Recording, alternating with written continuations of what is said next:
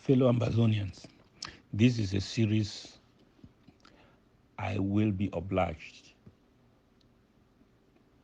to give out to you people. I call Keep the Record Straight. You know, yesterday was April the 5th, 2020. I want to congratulate all those of you who attended Interim Government Ground Zero Connect conference, which will be holding every month, first Sunday of the month. Yesterday I came out to take questions from more than 300 persons I did not know, but I know are surely Amazonians or people who are interested to know about our struggle. I came out boldly to take questions from Amazonians. And watched by hundreds, if not 1,000, on social media, and thousands more on Ground Zero, if not millions, ready to take questions from Amazonians concerning the struggle, concerning the operations of the interim government. I did this to set an example that leaders should be held accountable by the population, that the population should be able to question them on the work they are doing for them.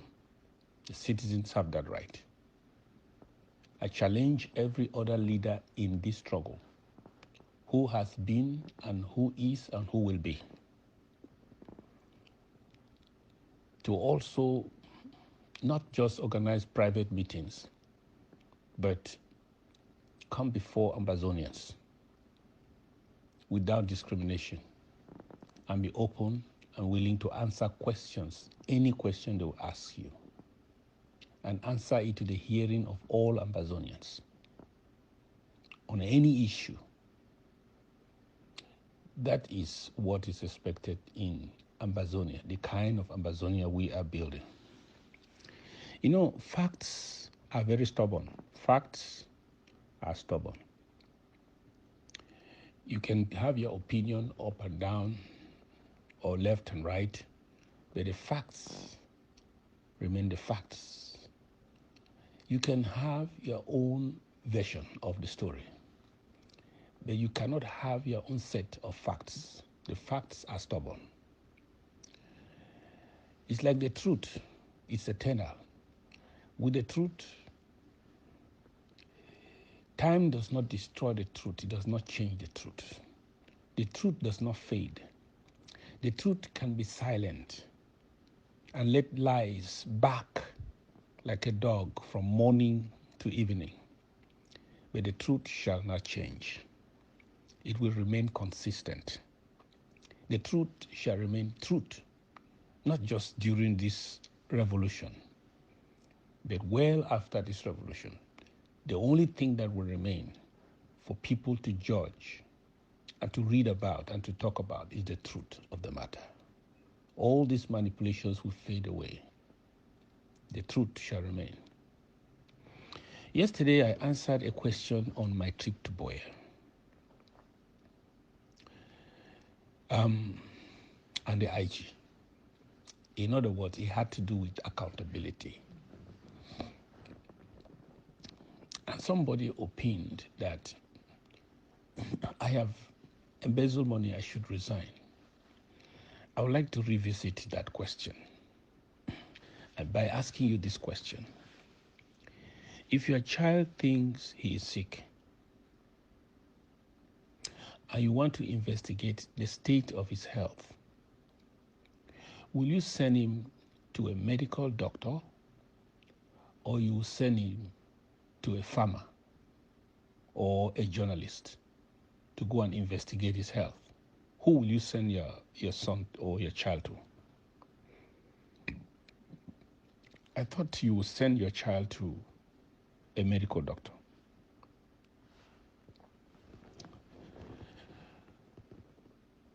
When it comes to financial matters, there is only one arbiter. There's only one investigator. There's only one expert that can look into records, go into the accounts, be given all the passwords, who require all the records, all the accounting records, all the in and out. There's only one expert that can look into those records and ask technical questions, get those answers, and make his opinion and tell you what it is and what it is not. That person in any organization with every government is called an auditor. An auditor. It's an auditor who investigates financial positions or operations in any organization. When I insisted that there must be an audit, I cannot lead an organization that will not be audited. Those in the IG will tell you the talk of war between me and my Secretary of State for Economy and Finance to get an audit done.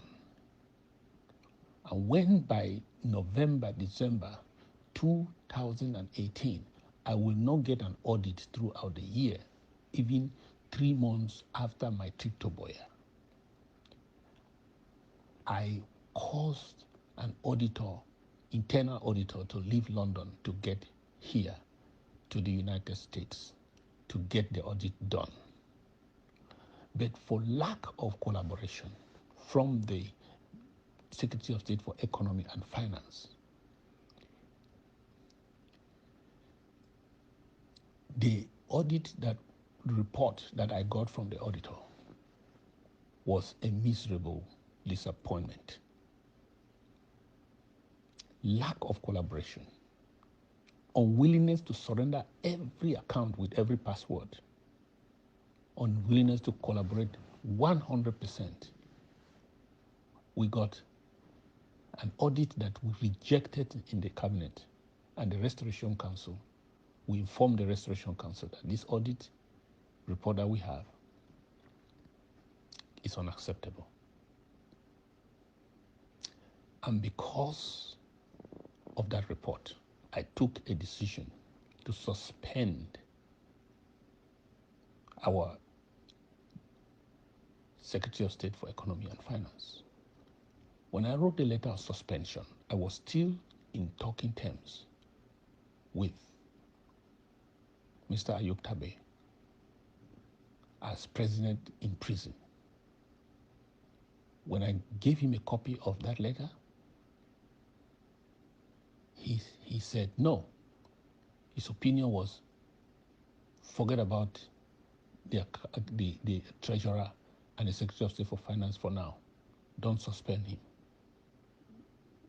People might think that you want to throw him under the bus because you are being accused. So we shall visit this matter afterwards. That was his advice, which I foolishly followed. He would have been suspended long before the end of 2018. So, but the idea was, don't suspend him, because they were already working on the APNC, which will literally remove me from the seat of government, so that issue will never be revisited. So the idea was, the trick was, don't suspend him, we shall look into this matter later on, while a mutiny was being organized to put me out of government, and that issue will never, there will never have been any audit for Ambazonians to see today. After the failure of the APNC, the miserable failure of the APNC to remove me, I knew that we needed more than an audit. We needed the most transparent financial investigation. I asked the county chairs of Ambazonia to give me Ambazonians, one per county, 13 in number, plus the head of the Judicial Commission in the IG, the head of the ethics, late Chief Francis, the head of the ethics committee, and other experts in the House to audit the IG, to beyond my trip to oil. All the records that were available should be audited. That all those who used money should be questioned, interrogated. This committee, made up of some of them are Fortune 5 auditors, company auditors, people of caliber, timber and caliber, Ambazonians, professionals of no mean reputation, selected or appointed by Ambazonians, not me, came together. And when the Secretary of State for Economy and Finance was called upon as the main person who kept the records, who gave us a few bank statements from the first failed audit, was required to come and collaborate 100% with this National Audit Committee, which is still in place as I speak. He told that committee, he told Ambazonians who were represented by that committee that he will only appear before that committee or surrender to that audit if Sisiko Ayuk Tabe will authorize him to go to appear for an audit. That was the same excuse from the treasurer. That was the same excuse from Kalesh. That was the same excuse from Yerima Daphne. They will not appear. All of them handled money. They will not appear before the audit unless they were authorized by Ayuk Tabe. In other words, Ayuk Tabe has not authorized us to appear before an audit by Ambazonians.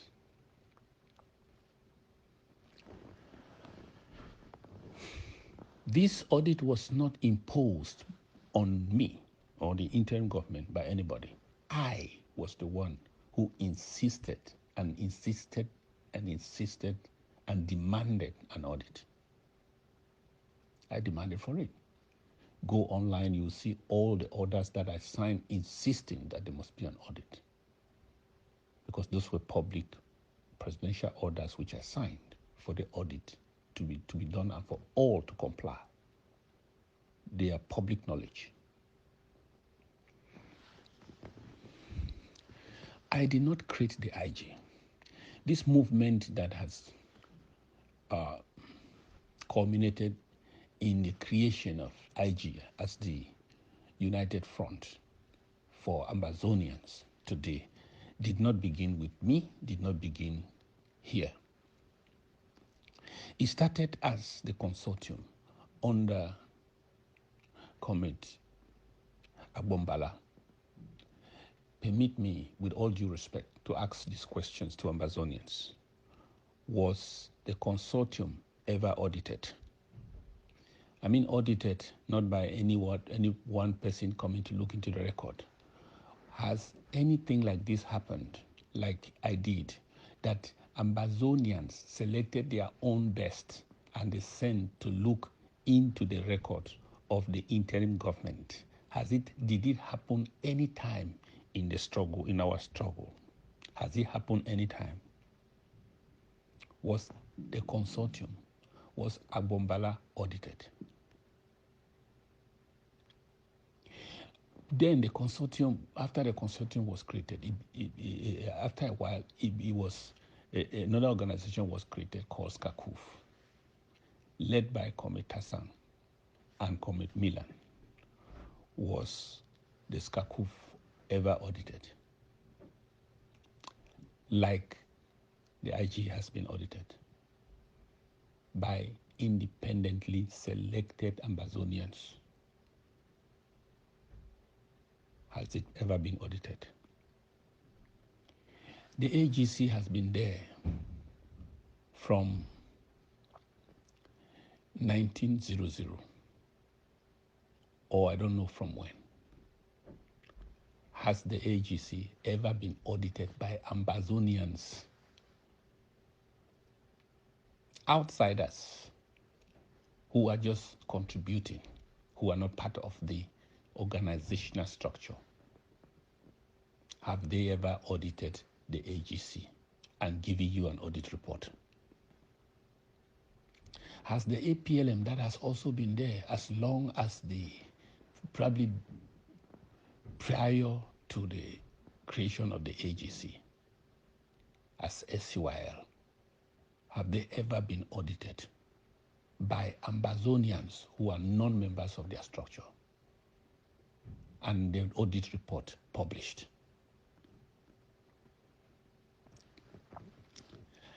Has Morisk ever of Comrade Boheben, has it been audited by Ambazonians and the report made public? Has any activist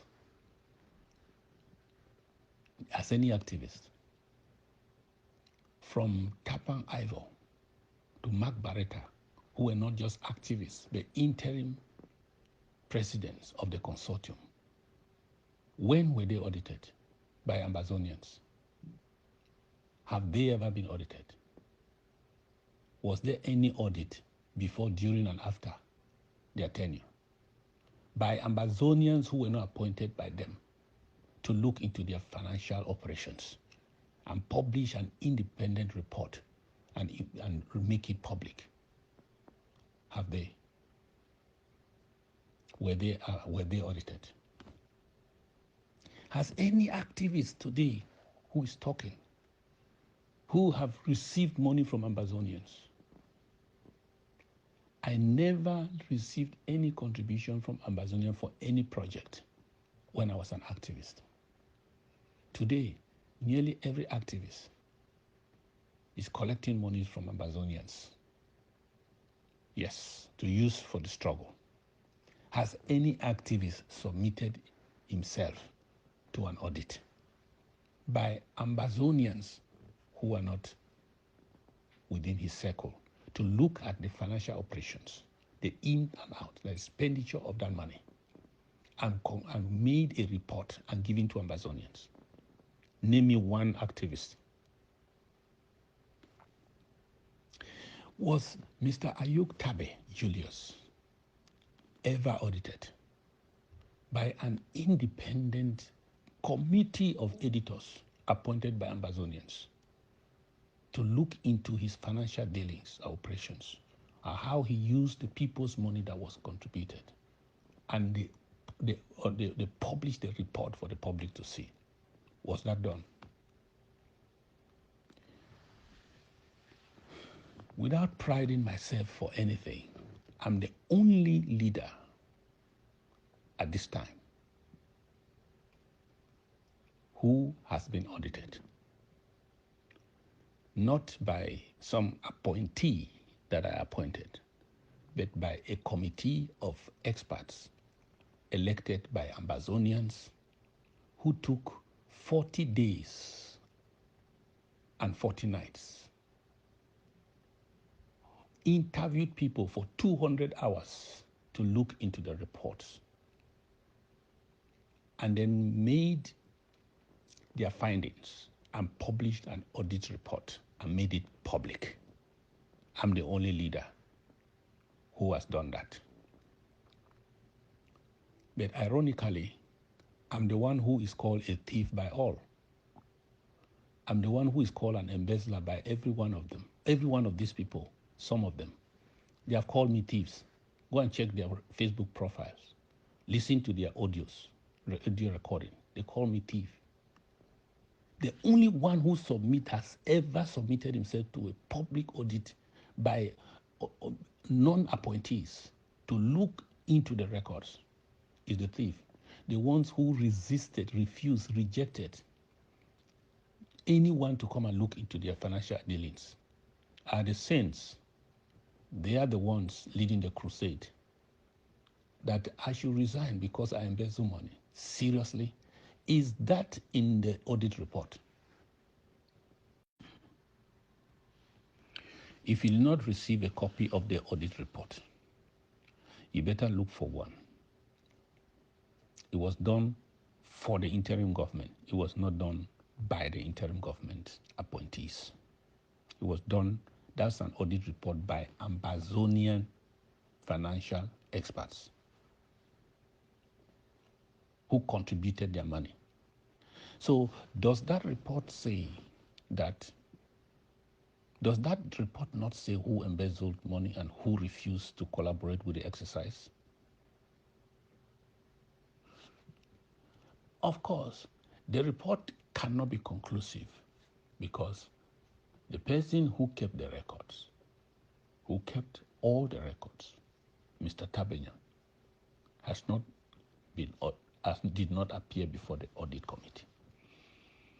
The only thing the audit committee used were statements that were prepared and given to the auditors. But that's not how auditors work.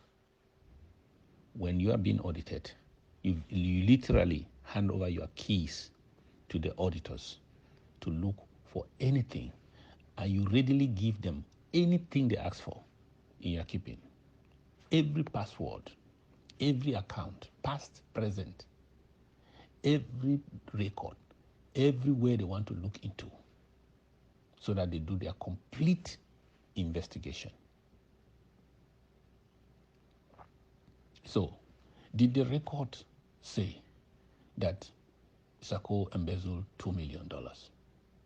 Did the record say the IG ever even received $1 million? What is in the records? Whose testimony will you believe? Do you believe what any journalist can brandish and tell you about? Or you believe what the testimony of experts? What kind of Amazonia are we trying to build? In the United States of America, where you have a case in court, and that case concerns a particular thing, they call only an expert to give his opinion.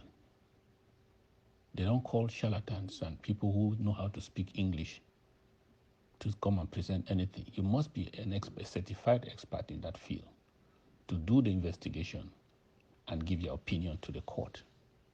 That is how it is. If anybody thinks that his hands are clean, the National Audit Committee is still in place.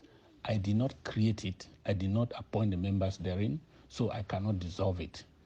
They are still ready to receive these gentlemen who were told not to appear before that audit until they come there to the audit and surrender all accounting operations before Dr. Sako from SCACUF and all the records that were there, income and expenditures, as was required from me. And these experts look into these records and bring out their expert opinions. I will not be distracted by spoilers, who paid spoilers maybe, or haters, or probably people whose minds have been corrupted by whatever, compromised by whatever, to make stories repeat lies, hoping that lies can become truth. The people who are telling you lies, that the only person who has stolen money is the one who was correctly audited, and the auditor did not say he stole money. The people who keep telling those lies and have never been audited and will not submit themselves to an audit, they have one hope, that by constantly hearing the lies, you might believe them. They also have another hope, that by constantly hearing the lie, even if you don't believe them, you might doubt the truth that you have been told. And if you doubt the truth that the IG has showed you and told you, then it will affect your commitment. It will affect. Their hope is that this constant lies and sabotage will bring confusion. In that confusion, even if you don't believe what they said, it will cause you to doubt the truth and the facts that have been presented to you, even by the experts. If they succeed to create that doubt in your mind, they know they can bring discouragement. If they bring discouragement, they know it will affect your commitment. How you give to the struggle, how you sacrifice to the struggle will be affected. And if that happens, if there is a withdrawal of commitment and sacrifice, then the IG will fall, because he will not be able to do the things he has to do to promote its agenda. So the intent is to defund the IG, to make it weaker, unable to pursue its goal of total and unconditional independence. So if you want to pull down something, as they have publicly declared that we will pull down this IG, you cannot do away with something without a replacement in mind. So what is their replacement? Their focus all their energy and their sabotage is the replacement of what the IG stands for. The IG is not just a government, it represents a philosophy that is guiding this revolution. The collective aspiration of the people in this revolution, the people of Amazonia. So if you are pulling it down, it means you are going to deny the people the possibility of achieving that goal. So what is your replacement? Internal remedies, direct talks with La Republique, direct talks with Camto, direct talks with the French Cameroon hegemony for some special status, some kind of federalism, some kind of arrangement that will keep us within one Cameroon. That's the only alternative for what IG stands for. That's the only alternative. There are only two alternatives in this struggle: either internal remedies or an international process towards our separation. If you reject the international process leading to our separation, then you are automatically killing the international process, so that the internal remedies, internal fixes within La Republique should gather momentum, should be the final solution to the conflict. You know, Amazonians, let us be wise. Let us be wise. Let us not allow people who don't know anything in a particular domain to be the ones to give us facts. Let us not give people a pass who are trying to play on our intelligence. If I'm questioning you about financial propriety, I need an auditor to look into your records and bring your opinion, not a television program, not hours of audio and video recordings, not fabricated, unverified facts that no expert else has been able to look into and tell us that those things are exactly what you say. This is the rubbish in our revolution. God save Ambazonia.